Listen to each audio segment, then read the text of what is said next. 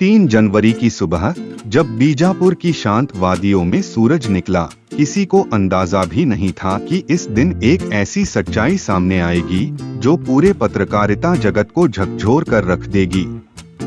एक यूट्यूब पत्रकार जो बस्तर के जंगलों में सच की खोज में निकला था, उसकी लाश एक ठेकेदार के सेप्टिक टैंक में तैरती मिली।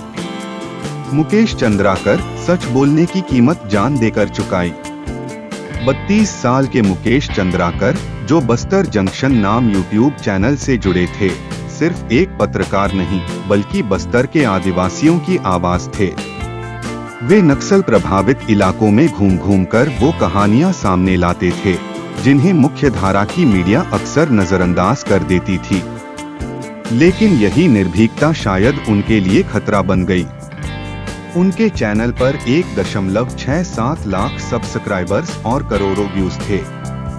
उनकी रिपोर्टिंग साहसिक थी, कभी आदिवासियों की पीड़ा, कभी सरकारी भ्रष्टाचार तो कभी नक्सलियों की हिंसा। मुकेश हर वो मुद्दा उठाते थे जिसे उठाने की हिम्मत बहुत कम लोग करते हैं। साल की शुरुआत और एक गुमशुदगी, नया साल आया, जश्न का माहौल था, लेकिन 1 जनवरी की रात मुकेश अचानक गायब हो गए। उनके भाई युकेश चंद्राकर, जो खुद भी पत्रकार हैं, उन्हें फोन करते रहे, दोस्तों से पूछते रहे, लेकिन मुकेश का कोई पता नहीं चला। 3 जनवरी सच्चाई जब सेप्टिक टैंक से बाहर आई, 3 दिन तक पुलिस हाथ पर हाथ रखे बैठी रही।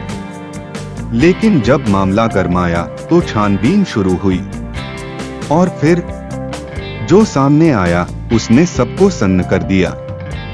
बीजापुर के ठेकेदार सुरेश चंद्राकर के घर के पीछे एक सेप्टिक टैंक में तैरती हुई मुकेश की लाश मिली। शरीर पर चोटों के निशान थे। टैंक के ऊपर ताजा सीमेंट लगाया गया था, जैसे किसी ने जल्दी जल्दी हत्या को छुपाने की कोशिश की हो। यह किसी फिल्म की कहानी नहीं बल्कि एक पत्रकार की खौफनाक हत्या थी। हत्या के पीछे कौन? हत्या के पीछे शक की सुई सीधे ठेकेदार सुरेश चंद्राकर की तरफ जाती है। वजह? एक खबर जो 24 दिसंबर को एनडीटीवी पर छपी थी। इस खबर में बस्तर में हो रहे एक सड़क निर्माण में भारी गड़बड़ी का खुलासा किया गया था। ठेकेदार सुरेश चंद्राकर पर आरोप था कि उसने गुणवत्ता से समझौता कर सड़क निर्माण में भ्रष्टाचार किया था।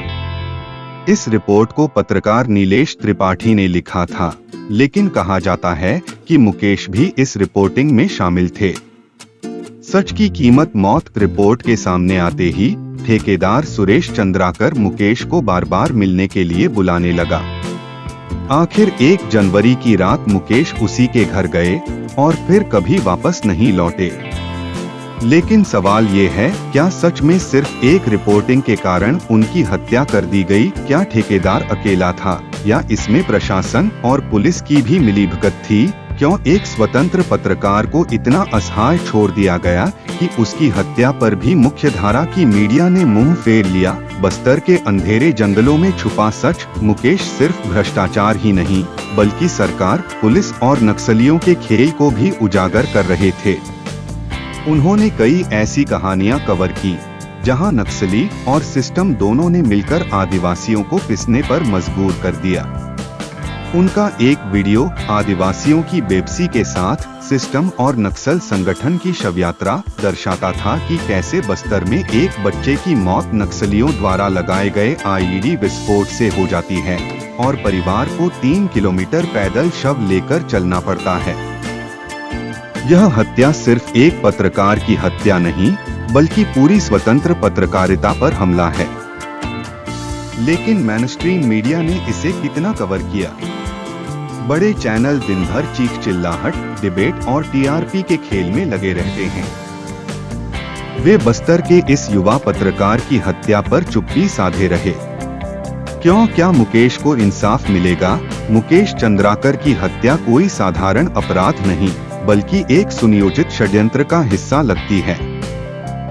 सवाल यह नहीं कि मुकेश को किसने मारा, सवाल यह है कि अब कौन मरेगा? क्या सच बोलने की कीमत अब मौत होगी? क्या भ्रष्टाचार और अन्याय के खिलाफ आवाज उठाने वाले हमेशा ऐसे ही मिटा दिए जाएंगे?